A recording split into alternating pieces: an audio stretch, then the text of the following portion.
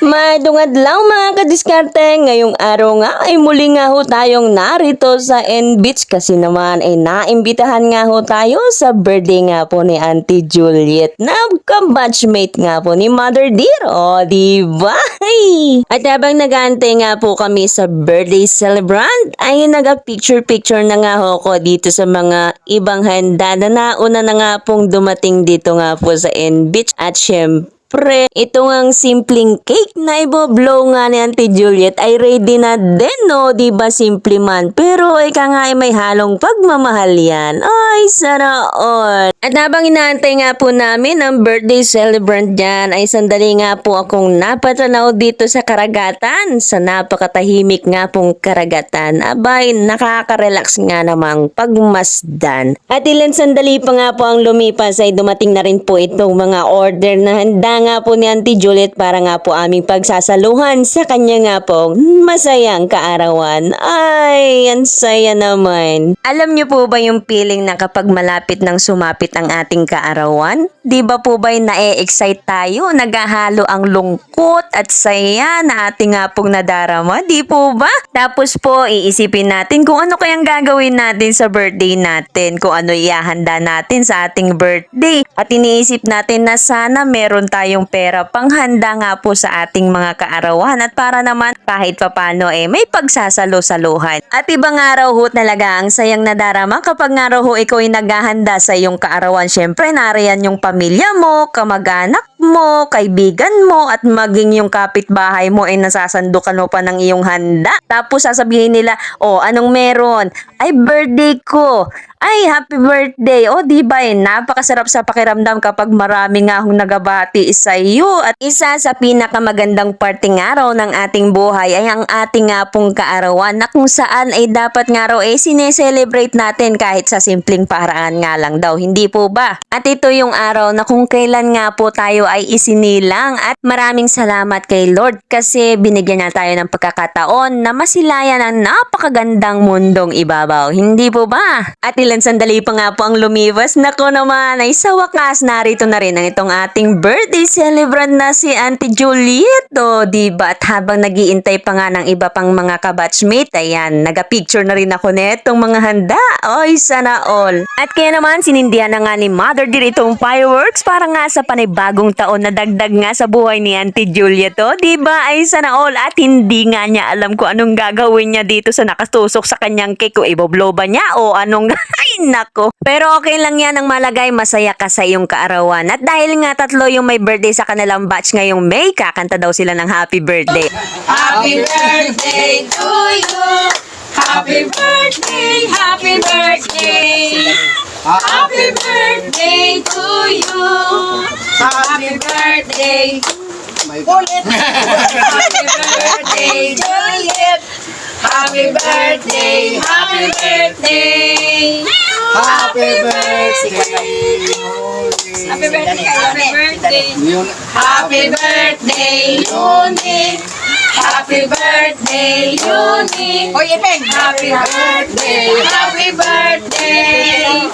Happy birthday, Unique.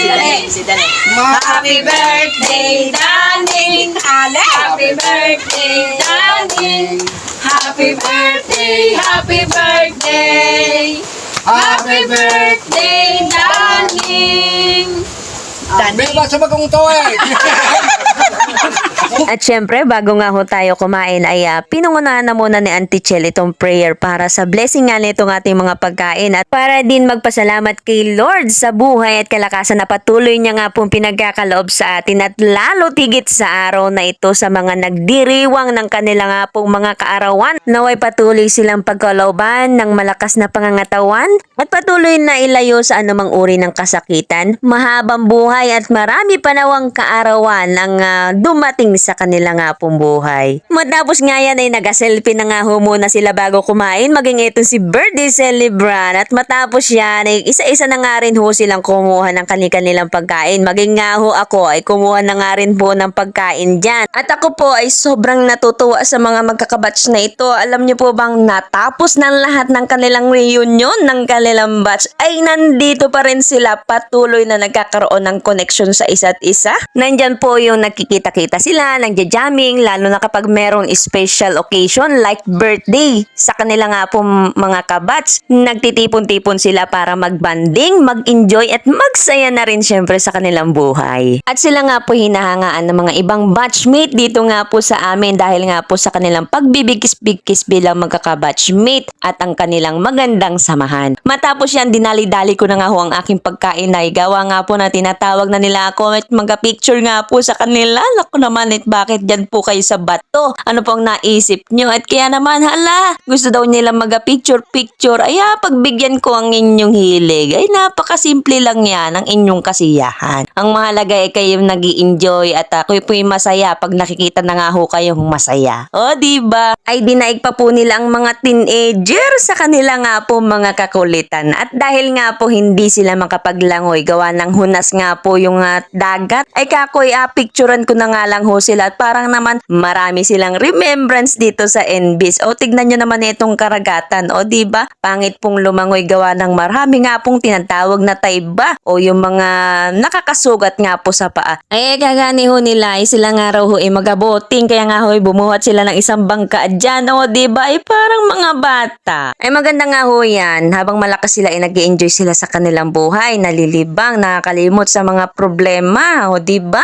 Kagani kailangan mo pagugustuhin maging masaya kung kailan mahina ka na, hindi po ba? Kaya gani, kung magkakaroon tayo ng pagkakataon, ay piliin natin ang mag-enjoy at magsaya, hindi po ba? Dahil minsan nga lang itong dumarating sa ating buhay at hindi habang buhay ay mananatili nga naman tayong malakas, hindi po ba? At hindi porke may edad ka na magmumukmuk ka na lang sa isang sulok na mas lalo ka nga hong tatanda ka pa nga hong ganyan. Enjoy life para nga daw mabawasan ng mga problema ang pinapasan, hindi po ba? Kaya naman sinulit ko na nga ho yung pagkakataon dahil nga po'y dumidilim na mag-picture na nga lang ho sila dyan at ito nga pong mga pagkain nakabalot na nga ho gawa lang wala na nga pong kakain sa dami nga po ng pagkain nag-asyaron ko na nga ho muna kami diyan. At sa dami nga po ng handang pagkain naku hindi na nga po alam kung saan pang tiyan na isisiksik ang mga iyan ay nako naman. Yan naman po ay may halong pagmamahal. Kaya naman sabi ni Sharon Cuneta, ay balutin mo ako ng hiwaga nga ng iyong pagmamahal. Ay ano daw? Ay, sana all. At kaya nga pinagbabulot na nga ho namin yan lahat dyan. At para nga po kami makauwi na at sana'y nag-enjoy ka muli sa iyong panonood. Huwag mong kakalimutan mag-like, mag-share na rin itong ating video. At yan lang. Thank you for watching and love you so much and babu!